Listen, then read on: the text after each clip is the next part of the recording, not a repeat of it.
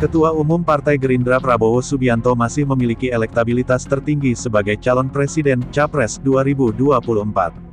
Hasil survei yang dilakukan oleh Saiful Mujani Research dan Consulting SMRC pada Mei tahun 2021 menunjukkan bahwa elektabilitas Prabowo sebagai capres masih berada di posisi teratas di angka 21,5%. Bahkan, jika pemilihan presiden dilakukan hari ini, kata SMRC, Prabowo akan terpilih menjadi presiden. Manajer program SMRC Saidiman Ahmad mengatakan, Prabowo memenangi pertarungan berdasarkan kecenderungan pemilih pada nama-nama yang beredar selama ini untuk menjadi presiden. Yang pertama, kami ajukan pertanyaan semi terbuka, kami ajukan daftar nama 42 orang. Lalu kita buka peluang bagi responden untuk nama di luar itu dan kita menemukan Prabowo di urutan pertama dengan perolehan suara 21,5%, ujar Saidiman dalam konferensi pers, Minggu, tanggal 13 Juni tahun 2021. Di urutan kedua ada nama Gubernur Jawa Tengah Ganjar Pranowo dengan 12,6%, Gubernur DKI Jakarta Anies Baswedan 12%, dan Menteri Pariwisata dan Ekonomi Kreatif Sandiaga Uno 5,5%.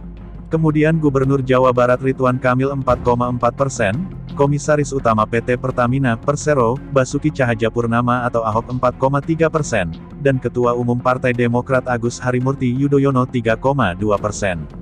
Lalu, Menteri Sosial Mensos Tri Risma Harini 2,9% dan Ketua Umum PDIP Megawati Soekarnoputri 2,4%. Di antara ketua partai Prabowo unggul jauh untuk sementara ini, ujarnya. Dari pertanyaan semi terbuka, SMRC kemudian melakukan simulasi tertutup dengan membuat daftar 15 nama. Pada simulasi tertutup 15 nama, siapa yang akan dipilih responden jika pemilihan dilakukan sekarang? Prabowo di urutan pertama, kata Saidiman. Prabowo memperoleh 24,4% suara responden. Disusul Ganjar 15,7%, Anies Baswedan 14,3%, Menteri Pariwisata dan Ekonomi Kreatif Sandiaga Uno 7,9%, dan Gubernur Jawa Barat Ridwan Kamil 5,3%. Kemudian Agus Harimurti Yudhoyono 4,2%, Menteri Sosial Tri Risma Harini 4,1%. Sisanya, berada di bawah 2%. SMRC juga melakukan simulasi 8 nama. Prabowo lagi-lagi masih moncer dengan perolehan 26% responden, Ganjar 16,3%, Anies 15,7%, dan Sandiaga 8,3%. Lalu, Ridwan Kamil 5,6%, Tri Risma Harini 5,4%, AHY 4,7%, dan Ketua DPR Puan Maharani 1,6%. Prabowo, Ganjar, dan Anies masih jadi favorit responden pada simulasi 3 nama calon presiden Capres. Prabowo mendapat dukungan terbanyak 34,1%. Disusul Ganjar Prabowo 25,5% dan Anies Baswedan 23,5%. Yang belum tahu 16,9%, ucap Saidiman. Selain masuk 3 besar daftar Capres dengan elektabilitas tertinggi, Prabowo dan Anies juga menjadi 2 tokoh paling dikenal publik. Sebanyak 98% responden menyatakan tahu Prabowo, sedangkan 83% menyatakan tahu Anies Baswedan. Prabowo dikenal oleh hampir semua pemilih, tapi kurang diikuti sikap suka pemilih. Anies juga sudah dikenal luas oleh pemilih, tapi yang suka Anies lebih rendah, kata Saidiman. Dari 98% yang tahu Prabowo, hanya 78% responden yang menyatakan suka pada sosok Menteri Pertahanan tersebut. Berikutnya, lanjut Saidiman, Sandiaga Uno sudah dikenal luas pemilih, 83%, dan cenderung lebih disukai pemilih, 85%. Sebaliknya, ada nama-nama yang tingkat popularitasnya jauh lebih rendah tapi tingkat kedisukaannya, likability, jauh lebih tinggi. Mereka ialah Khofifah Indar Parawansa tahu 48%, suka 81%, Tri Risma Harini, 54%, tahu 65%, Ganjar Pranowo, tahu 57%, suka 84%, dan Ridwan Kamil tahu 65%, suka 85%.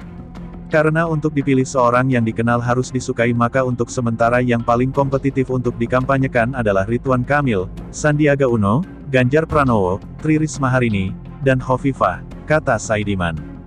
Saidiman mengatakan, tingkat kedikenalan mereka potensial menaikkan elektabilitas. Apalagi, tingkat resistensi terhadap mereka relatif lebih kecil dibanding nama-nama lain.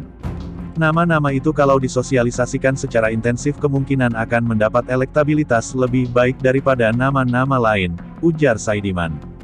Jika memotret tingkat elektabilitas para tokoh tersebut sebagai calon presiden, di mana dari sejumlah simulasi nama Prabowo bertengger di posisi teratas dengan elektabilitas minimal 20%, diikuti Ganjar, Anies, Sandiaga Uno, dan Ridwan Kamil, SMRC lantas membandingkan pola ini dengan kondisi tahun 2011, atau 3 tahun menjelang pemilu 2014. Tanpa adanya inkumben ketika itu, kata Saidiman, tidak ada nama kandidat yang benar-benar dominan elektabilitasnya ketimbang nama-nama lawannya.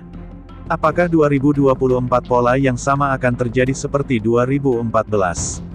Analisis hubungan, tahu, dan elektabilitas sebagian menjawab pertanyaan tersebut, kata Saidiman. Survei SMRC sendiri dilakukan dengan wawancara tatap muka pada 21-28 Mei tahun 2021. Survei dilakukan dengan menggunakan metode penarikan sampel acak bertingkat multistage random sampling. Survei SMRC ini disebut melibatkan 1.220 responden. Populasi survei tersebut adalah warga negara Indonesia yang sudah mempunyai hak pilih dalam pemilihan umum, yakni mereka yang berusia 17 tahun atau lebih. Sebanyak data 1.072 responden yang diwawancarai dinyatakan valid. Survei ini memiliki toleransi kesalahan kurang 3,05% pada tingkat kepercayaan 95%, Tribun Network dan Sgit.